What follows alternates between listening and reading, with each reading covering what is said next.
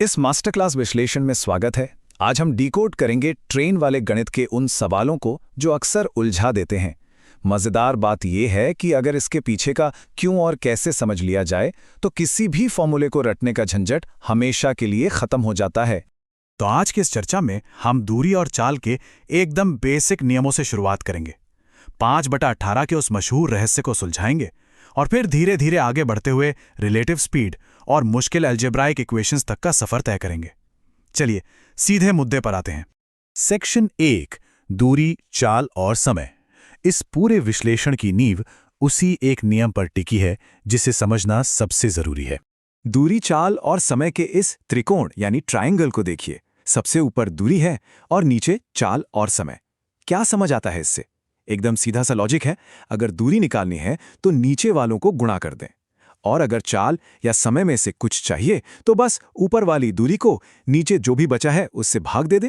Simple है ना?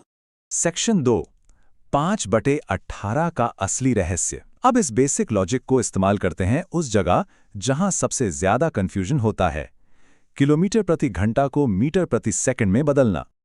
अक्सर लगता है कि गणित में नंबर हवा से आ जाते हैं, लेकिन ऐसा बिल्कुल नहीं है। किलोमीटर प्रति घंटा को बदलने का सीधा सा मतलब है 1 किलोमीटर यानी 1000 मीटर को 1 घंटे यानी 3600 सेकंड से भाग देना, क्योंकि 1 घंटे में 60 मिनट और हर मिनट में 60 सेकंड होते हैं।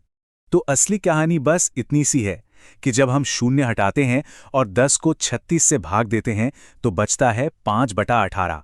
यानी ये कोई जादुई नंबर नहीं है, ये सिर्फ कैलकुलेशन को आसान बनाने के लिए किया गया एक छोटा सा गणित है। एग्जाम के भारी प्रेशर में अक्सर गड़बड़ हो जाती है कि 5 ऊपर रहेगा या 18।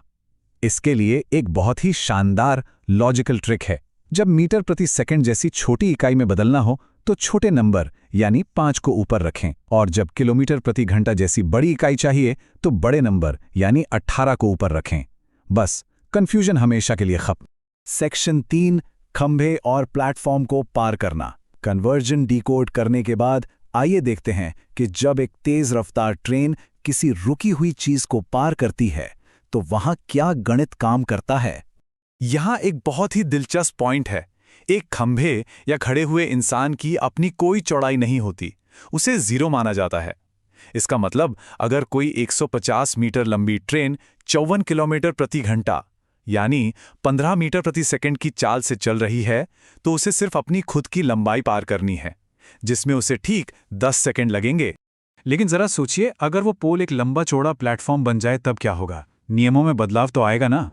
बिल्कुल आएगा, क्योंकि ट्रेन के पार होने का मतलब है इंजन के प्लेटफॉर्म पर चढ़ने से लेकर आखिरी डिब्बे के बाहर निकलने तक का पूरा सफर। इसलिए ट्रेन को अपनी और प्लेटफॉर्म दोनों की लंबाई तय करनी पड़ती है। मतलब 270 मीटर की ट्रेन और 180 मीटर का प्लेटफॉर्म जुड़कर कुल 450 मीटर की दूरी बन जाएंगे। सेक्शन 4, रिलेटिव स्पीड यानी सापेक्ष चाल। इस मास्टर क्लास का ये वो हिस्सा है जहां चीजें थोड़ी और मजेदार हो जाती हैं। क्या होता है जब सब कुछ गति में हो? हाईवे का वो नज़ारा याद कीजिए जब हम किसी गाड़ी को ओवरटेक करते हैं। ऐसा लगता है ना कि सब कुछ एकदम धीमा हो गया है, क्योंकि एक ही दिशा में चालें घट जाती हैं। वहीं दूसरी तरफ जब दो ट्रेनें आमने सामने से गुजरती हैं तो ऐसा लगता है जैसे कोई भारी तूफान आ गया हो।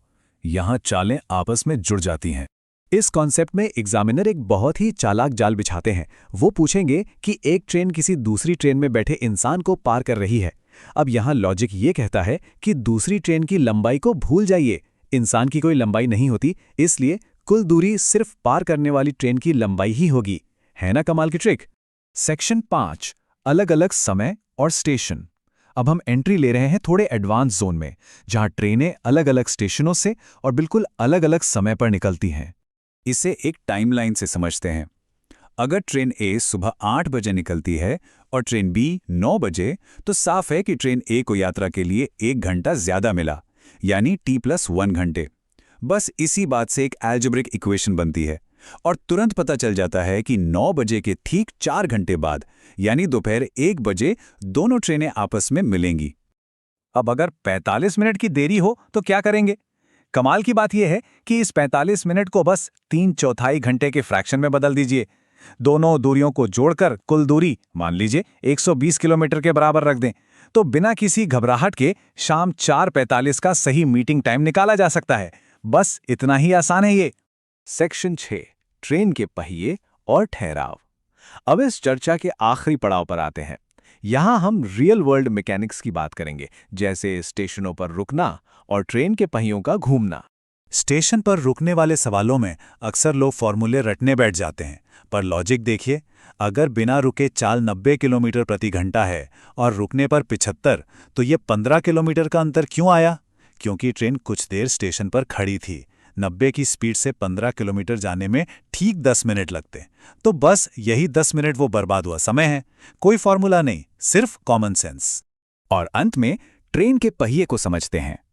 पहिए पर एक लाल बिंदु की कल्पना करें। उसका एक पूरा चक्कर उसकी परिधि यानी सर्कमफेरेंस के बिल्कुल बराबर होता है। अगर 30/7 मीटर की परिधि वाला पहिया 4 सेकंड में 7 चक्कर लगाता है, तो वो 30 मीटर तय कर लेता है, जिसे बड़ी आसानी से 27 किलोमीटर प्रति घंटा की चाल में बदला जा सकता है। इस मास्टर क्लास विश्लेषण को खत्म करने से पहले एक ऐसा सवाल छोड़ते हैं जो दिमाग के सारे तार खोल देगा। सोचिए, अगर एक ट्रेन किसी बहुत ही विशाल चलते हुए समुद्री जहाज पर बने ट्रैक पर दौड़ रही हो, तो वहां रिलेटिव स्पीड का नियम कैसे काम करेगा? दोनों की चाल आपस में कैसे जुड़ेगी या घटेगी? इस विचारोत्तेजक परिदृश्य पर जरूर गौर कीजिएगा, क्योंकि ये मोशन के असली मतलब को एक नई चुनौती देता है।